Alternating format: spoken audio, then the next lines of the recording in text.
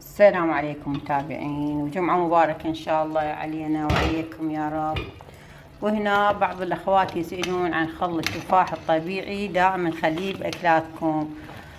إي حبايب، هذا خل التفاح طبعا هو من شغلنا، ودائما أنا أخليه على الأكلات لأن هو صحي وآمن، خاصة نخليه على عظم العجين أو الأكلات الدسمة، يحول الدهون الثلاثية إلى دهون أحادية، ويعني صحي مضار وصحة وعافية للجميع.